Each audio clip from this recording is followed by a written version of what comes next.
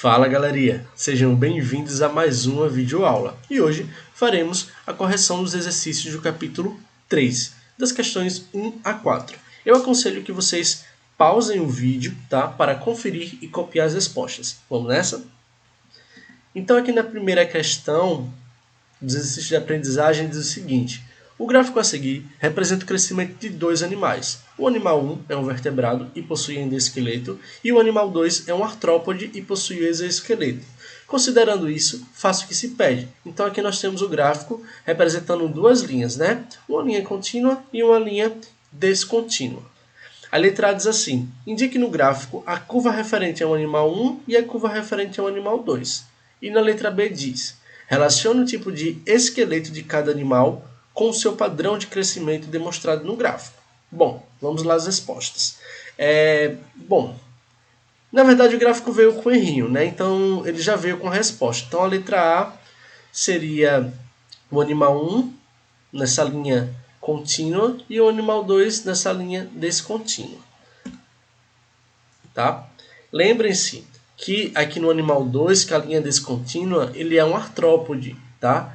Lembre que ele precisa trocar de exoesqueleto quando ele cresce. Então, relembrando o gráfico aqui, o animal cresce, para de crescer e troca carapaça, que a gente chama de ecdise, tá? Então, é descontínuo. Depois que ele troca carapaça, ele volta a crescer, para e troca de carapaça, que é o que está acontecendo com esse caranguejo aqui do lado, tá? Então, ele cresceu e já está trocando a carapaça. Quando ele voltar a crescer novamente e essa carapaça não couber nele, na verdade, ele volta a trocar essa carapaça, ok? Bom, e a resposta da letra B? Como o animal 1 tem endoesqueleto, seu crescimento é contínuo. Já o animal 2 tem exoesqueleto, que não permite o seu crescimento continuamente. Assim, quando o animal está com exoesqueleto, seu crescimento fica estagnado e ele só volta a aumentar de tamanho no período de troca de exoesqueleto, que foi o que acabamos de comentar. Beleza? Vamos então passar para a questão 2. A questão 2 diz o seguinte: explique o que significa dizer que os ossos são rígidos e resistentes. Bom, galera, então rígidos são os ossos rígidos, eles são rígidos porque eles são duros, tá? E resistentes, pois eles não quebram com facilidade, beleza? Então, por exemplo, se a gente tem um copo de vidro, ele é rígido, mas não é resistente, porque se quebrar no chão, ele quebra facilmente, tá? Portanto, um copo de vidro, ele é rígido e não resistente, beleza? No caso dos ossos, eles são rígidos e resistentes. Questão 3. O corpo humano possui 206 ossos, tá? Isso aqui quando o indivíduo é adulto, que possui diversas formas e tamanhos. Considerando isso, letra A, cite 3 ossos longos do corpo humano. B, cite 3 ossos curtos do corpo humano. Lembre-se que os ossos possuem aquelas classificações: ossos longos, chatos, irregulares, tá, pessoal? Então, como ossos longos, onde para ser classificado dessa forma, o seu comprimento precisa ser maior que a sua largura, nós temos o fêmur, a tíbia, a fíbula, o rádio, a una e o húmero. E como ossos curtos, onde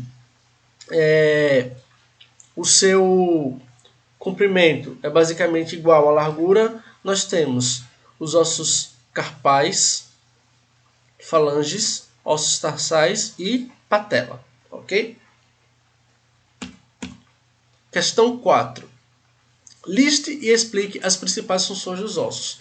Galerinha, então, os ossos têm diversas funções, como nós vimos na aula anterior, né? Então, pode ser sustentação, armazenamento de sais minerais, produção de células do sangue, tá? Então, são diversas funções aí que estão listadas aqui. Então, sustentação do corpo, proteção contra impactos, atua na locomoção, ou seja, na movimentação, produção de células do sangue e armazenamento de minerais, tá? Então eu descrevi aqui cada uma dessas funções, Vocês podem estar pausando e verificando e registrando no caderno.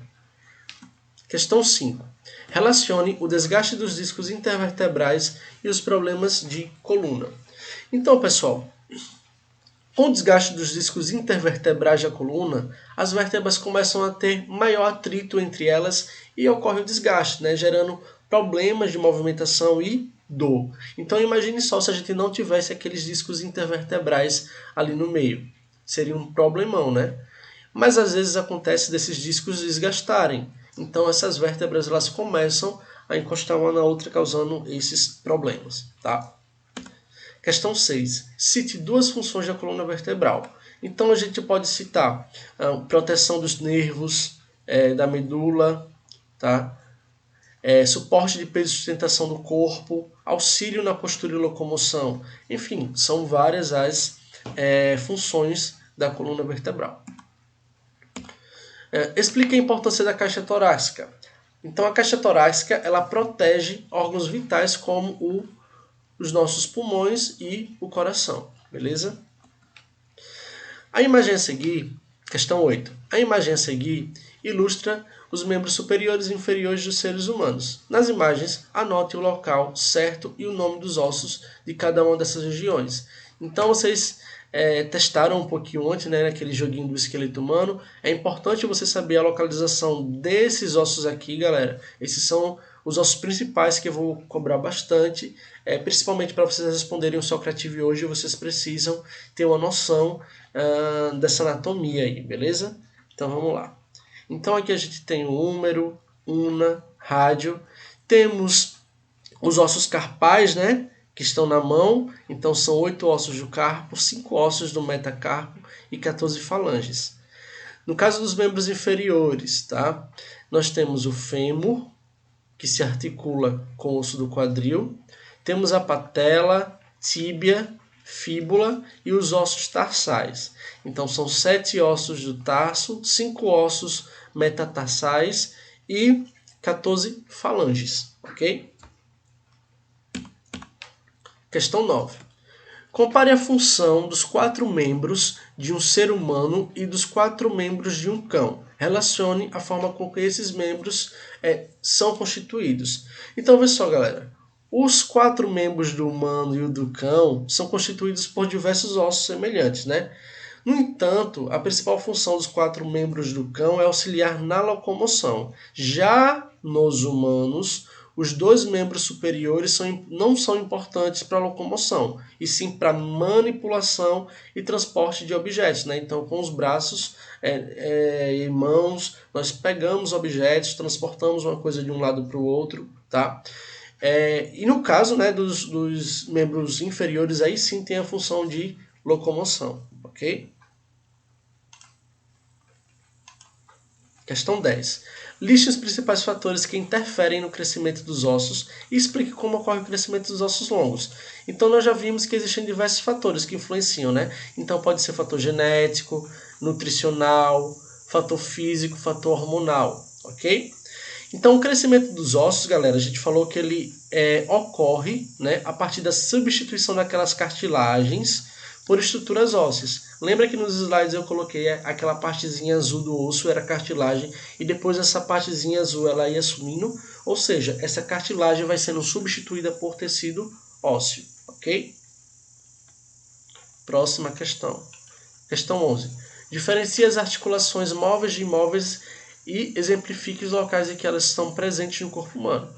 Então, galera, nas móveis, como o próprio nome já diz, né, são as articulações verdadeiras, elas permitem um movimento mais amplo, né, como, por exemplo, são as articulações do cotovelo, da coxa e do fêmur, do joelho, ok?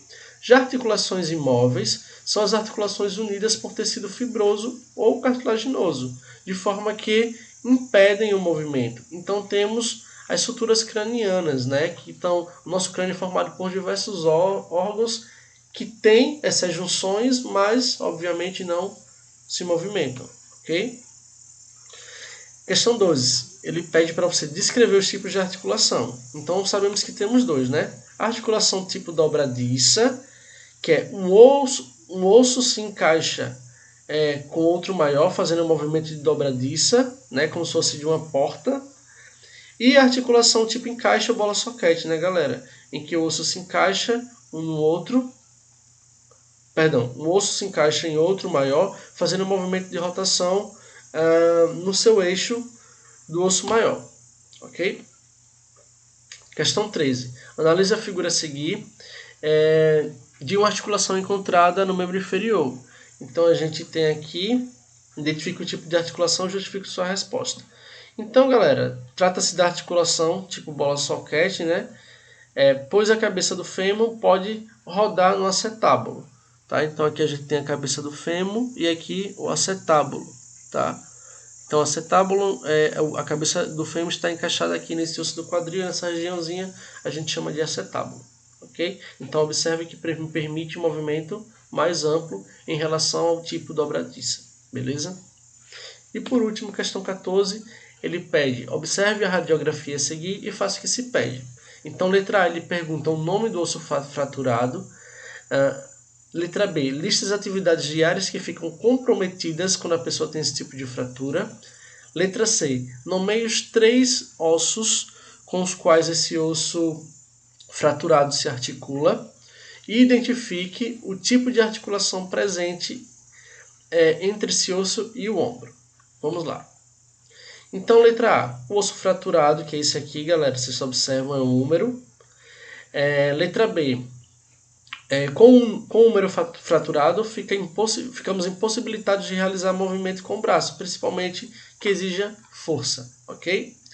Letra C, esse osso ele se articula, galera, com a escápula, que é esse osso que está aqui no nosso ombro, que o pessoal conhece popularmente como saboneteira, tá?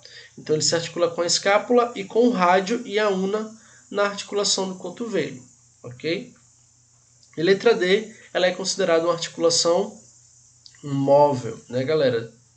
Do tipo bola soquete, beleza? Então com isso a gente encerra a nossa correção e prossigam com as outras atividades.